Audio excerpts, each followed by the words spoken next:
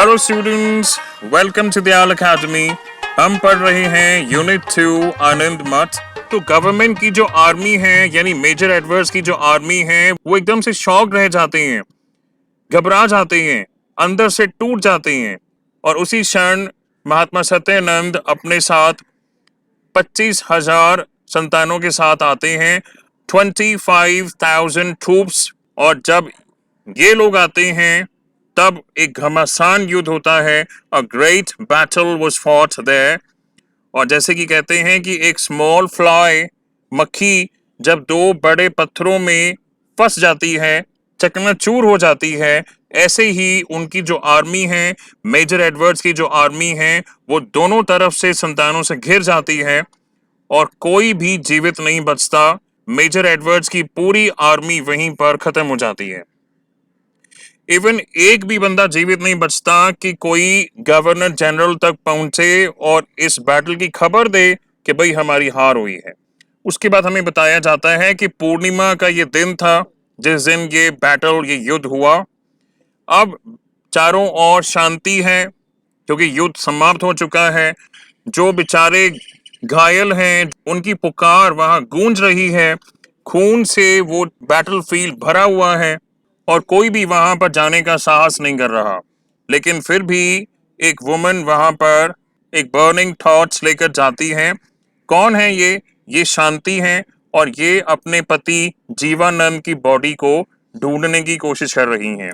ध्यान दें कि जब ये जंग शुरू हुई उस समय जीवानंद के पास लड़ने का कोई स्कोप ही नहीं था और इनको देखकर धीरे धीरे संतानों ने इनका साथ दिया और बाद में महात्मा सत्यानंद 25,000 ट्रूप्स को लेके आए।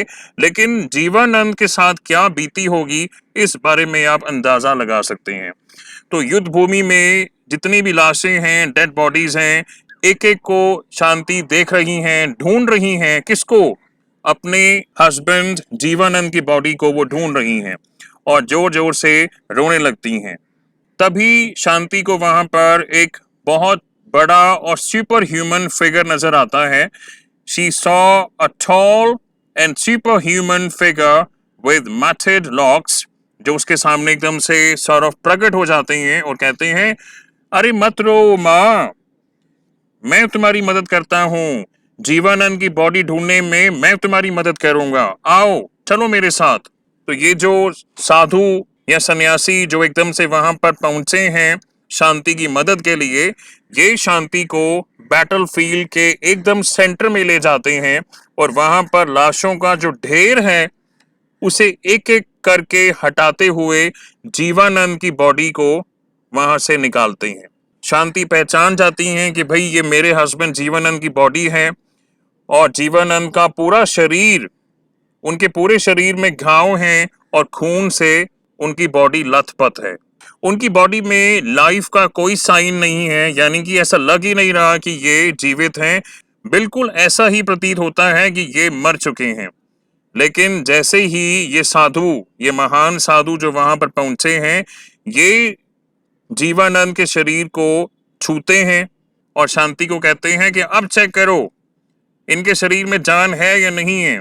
क्योंकि इससे पहले भी जीवानंद के शरीर को छूने से पहले वो शांति को कहते हैं कि चेक करो, यानी कि दिल पर हाथ रख के चेक करने को कहते हैं, नाक के पास हाथ रखने को कहते हैं कि भाई इनके शरीर में जान है या नहीं।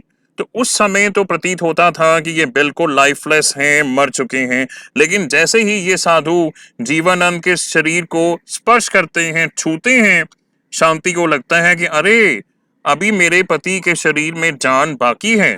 तो शांति एकदम से सोच में पड़ जाती हैं कि मुझे ऐसा कंफ्यूजन हो रहा है कि अभी तो मुझे लग रहा था कि इनका शरीर बिल्कुल लाइफलेस था, बिल्कुल डेड था, अब एकदम से जान वापस कैसे आ गई। तो ये जो महान साधु हैं ये कहते हैं कि मैं डॉक्टर हूं और मैं इसका इलाज करूंगा, तुम इसको वहां रिवर के किनारे ले जाओ, इसके घाव को धो, तब तक मैं दवाई लेके आता हूं। तो ये जैसे ही जीवानंद के शरीर पर, उनके घाव पर दवाई लगाते हैं, हर्ब्स लगाते हैं, बार बार जीवानंद के शरीर को स्पर्श करते हैं, छूते हैं और थोड़ी ही देर में जीवानंद को होश आ जाता है। तो उठते ही पहला सवाल जीवानंद पूछते हैं कि शांति कौन जीता? शांति कहती है अरे आप जीते हो और इन महान साधु को प्रणाम करो, इन्होंने आपकी जान बचाई है।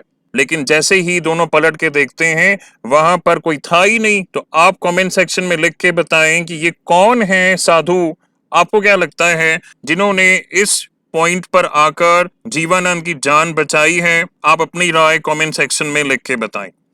तो जैसा कि आप एक्सपेक्ट कर सकते हैं जीवानंद के सारे घाव बहुत जल्दी ठीक हो जाते हैं और अब शांति जीवानंद को कहती है कि देखो हमारी माँ का काम अब संपन्न हुआ, ये जो एरिया है ये अब संतानों के राज में है, उनके कब्जे में है, ना तो हमको सरकार में कोई हिस्सा चाहिए।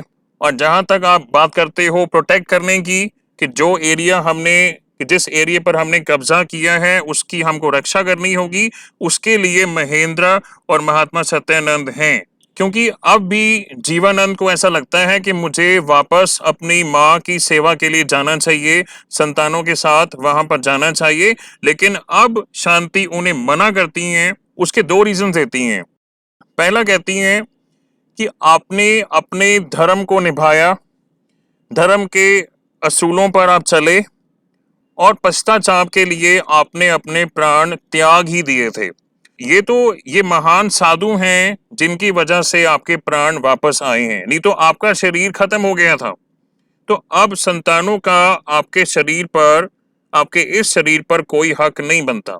और हमारी माँ का जो काम था, जो इतनी बड़ी सेवा थी, वो भी संपन्न हो ही गई है। लेकिन जीवानंद फिर भी आर्ग्यू करते हैं कि नहीं, मुझे अपनी माँ की सेवा करनी है। फिर शांति कहती है देखो दूसरा रीजन ये है कि अब आपको अपनी माँ की सेवा करने का हक नहीं है, क्योंकि आप ही ने कहा था कि आपके धर्म में ये रूल है कि अगर आपसे कोई पाप हुआ है उसके लिए आपको पश्चाताप करना होगा। एक बार पश्चाताप आपने करके देख लिया, आपका शरीर लगभग खत्म हो चुका था, इन महान साधु ने आपके शरीर में जान बख्शी है। तो आपको अगर अभी भी पश्चाताप ही करना है तो वो यही तरीका होगा कि आप अपनी माँ की सेवा ना कर पाएं। अगर आपको अपनी माँ की सेवा करने का एक और मौका मिल जाता है तो काहे का पश्चाताप हुआ, काहे का प्रायश्चित हुआ। तो तब जाकर जीवानंद को यह बात समझ में आती है कि हाँ सही बात है, I shall deprive myself of the pleasure of serving the mother, क्योंकि मेरा ये जो पश्चाताप है, प्रायश्चित है, इसे मैं कंटिन्यू रखूंगा और ऐसे ही ये संभव हो पाएगा कि मुझे मेरी माँ की सेवा करने का मौका न मिले। लेकिन कहते हैं लेकिन हम जाएंगे कहाँ, हम घर जाके एंजॉय थोड़ा कर सकते हैं अब। तो शांति कहती हैं We are no more householders, यानी हम गृहस्थ जीवन में रहने वाले अब नहीं हैं। We shall continue to remain sannyasis like this, यानी सन्यासियों की तरह ही हम आगे भी रहेंगे। We shall go on practicing celibacy. Celibacy means somebody who does not have sex or does not have sexual relationship. यानी कि शांति के कहने का मतलब है कि हम हस्बैंड और वाइफ की तरह एक गृहस्थ जीवन ना जीकर सन्यासियों की तरह ही जिएंगे। और आओ अब हम पिलग्रिमेज पर चलते हैं, उसके बाद हम हिमालयस पर जाएंगे, वहां पर एक छोटी सी कुटिया बनाएंगे और भगवान की आराधना वहीं पर हम करेंगे। तो ये था एंड, जहां पर हमें बताया जाता है कि शांति और जीवानंद अब सन्यासियों की तरह ही जीना चाहते हैं। और लास्ट के फ्यू पेजेस में हमें बताया जाता है कि महात्मा सत्यानंद वापस आनंद मठ आ जाते हैं, किसी को कुछ नहीं बताते हैं, क्योंकि इनको इस बात से बहुत दुख हुआ है कि भाई मुस्लिम रूल तो यहाँ पर खत्म हो गया, लेकिन अब अंग्रेजों का जो राज शुरू हो गया है। तो ये क्या हुआ, हम अपनी माँ की सेवा करना चाहते थे, आजाद कराना चाहते थे, उनके चंगुल से हटे हैं, तो अब अंग्रेजों का राज आ गया है। और इतने में ये साधु, जो महान साधु जिन्होंने जीवानंद के प्राण बख्शे हैं, ये सत्यानंद के पास आते हैं और कहते हैं आओ अब वक्त हो गया है, अब हम चलें। तो ऐसा प्रतीत होता है कि ये महात्मा सत्यानंद के गुरु हैं और ये महात्मा सत्यानंद को कहते हैं कि अब यहाँ पर तुम्हारा और रहना ठीक नहीं, अब और मार धाड़ खून खराबा करने से कुछ नहीं होगा। तुम्हारा जो काम था वो अकम्प्लिश हुआ, तुमने अपनी माँ की सेवा करी, लेकिन अब और लड़ाई नहीं लड़नी चाहिए। महात्मा सत्यानंद कहते हैं कि मुस्लिम रूल यहाँ पर खत्म हुआ है, लेकिन हिंदुओं का राज तो अभी भी नहीं आया है। अब तो अंग्रेजों का राज यहाँ पे चलेगा। तो उनके गुरु, ऐसा प्रतीत होता है कि ये इनके गुरु हैं, ये इन्हें कन्विंस करते हैं, काफी चीजें इनको बताते हैं कि देखो, पहली बात तो जो धन तुमने इकट्ठा किया वो लूटपाट करके इकट्ठा किया, इससे तुमने धन जोड़ा और युद्ध में तुम्हारी जीत हुई। लेकिन ऐसे किए हुए पाप से भी प्योर अचीवमेंट नहीं आती है। यानी ये बहुत डिटेल में महात्मा सत्यानंद को बताते हैं कि भाई देखो, हम भगवान की पूजा करते हैं, आराधना करते हैं, तुमने अपनी माँ की सेवा करी, मदरलैंड मातृभूमि की सेवा करी, लेकिन रिलीजन का असली मतलब ये है कि हमको अंदरूनी ज्ञान होना चाहिए। और इसीलिए अब ये महात्मा सत्यानंद को कहते हैं, चलो मेरे साथ, तुम्हारी प्रतिज्ञा फुलफिल हुई, अब लड़ाई छोड़ दो, लोगों को कल्टीवेशन करने दो, ये हमारी जो धरती है, हमारी मातृभूमि हरी भरी हो जाएगी, अब यहाँ पर और लड़ाई नहीं होनी चाहिए। तो कहते हैं, आओ चलो, माँ का मंदिर तुम्हें मैं हिमालयस में दिखाऊंगा, माँ का जो असली रूप है वो तुम्हें मैं वहां पर दिखाऊंगा। From there I will reveal and show you her true form. तो ऐसा कहकर ये साधु, ये महान साधु महात्मा सत्यानंद का हाथ पकड़ते हैं और इन्हें हिमालयस की तरफ ले जाते हैं। तो ये लास्ट की कुछ लाइंस हैं जिसमें ये बताया गया है कि knowledge stands wedded to devotion, religion has embraced karma or action, renunciation is coupled with success। In lines का मीनिंग आपको समझ में आना चाहिए। रिनंसिएशन मीन्स सब कुछ त्याग देना। तो ये जो महान साधु यहाँ पर आए हैं, ये त्यागने की बात कर रहे हैं। और ये जो 2 जंग जीती हैं संतानों ने महात्मा सत्यानंद के लीडरशिप में, इसे यहाँ पर सक्सेस बोला गया है। तो लास्ट में लिखा है, Kalyani has grasped the hand of Shanti. This Satyanand is Shanti. This sage is Kalyani. यानी बहुत डीप में यहाँ पर बात लिखी है कि ये जो महान साधु अब यहाँ पर आए हैं महात्मा सत्यानंद को समझाने के लिए कि भाई अंदरूनी ज्ञान अब हमको हासिल करना है, आओ हम हिमालयस पर चलते हैं।